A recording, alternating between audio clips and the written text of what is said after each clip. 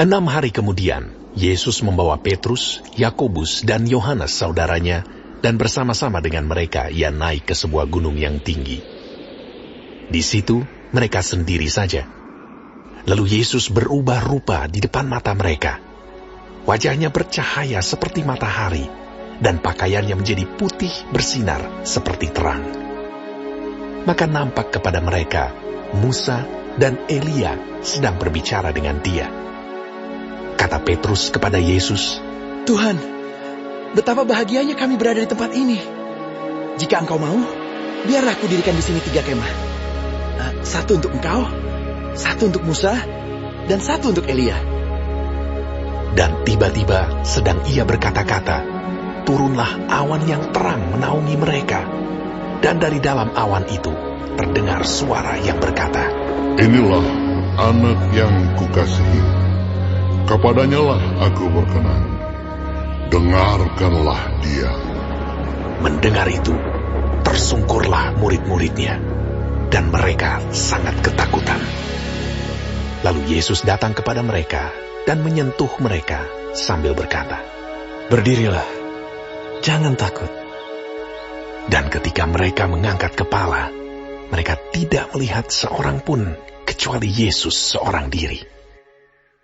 Pada waktu mereka turun dari gunung itu, Yesus berpesan kepada mereka, Jangan kamu ceritakan penglihatan itu kepada seorang pun, sebelum Anak Manusia dibangkitkan dari antara orang mati.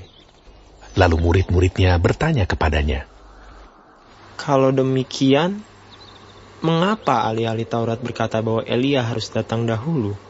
Jawab Yesus, Memang, Elia akan datang dan memulihkan segala sesuatu.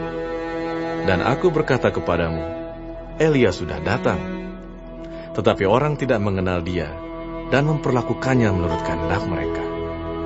Demikian juga Anak Manusia akan menderita oleh mereka.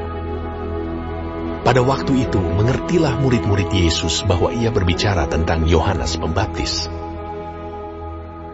Ketika Yesus dan murid-muridnya kembali kepada orang banyak itu, datanglah seorang mendapatkan Yesus dan menyembah.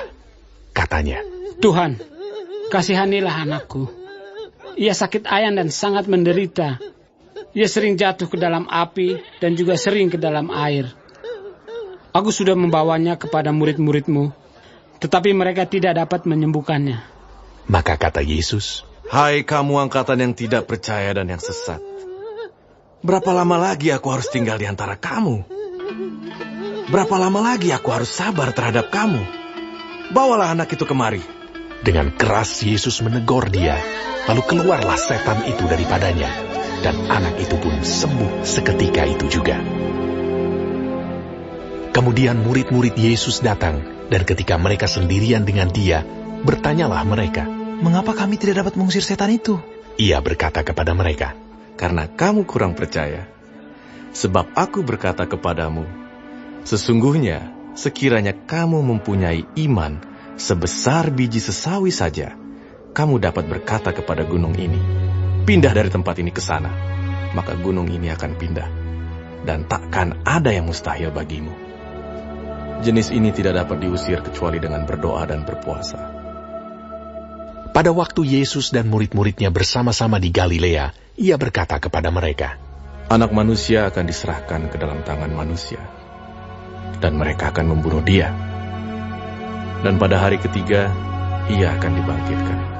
Maka hati murid-muridnya itu pun sedih sekali.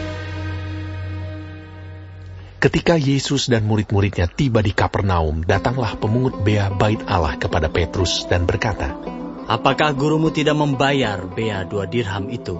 Jawabnya, Memang membayar. dan ketika Petrus masuk rumah, Yesus mendahuluinya dengan pertanyaan, Apakah pendapatmu, Simon? Dari siapakah raja-raja dunia ini memungut bea dan pajak? Dari rakyatnya atau dari orang asing? Jawab Petrus. Dari orang asing. Maka kata Yesus kepadanya, Jadi bebaslah rakyatnya. Tetapi supaya jangan kita menjadi batu sandungan bagi mereka, pergilah memancing ke danau. Dan ikan pertama yang kau pancing, tangkaplah dan bukalah mulutnya. Maka engkau akan menemukan mata uang 4 dirham di dalamnya.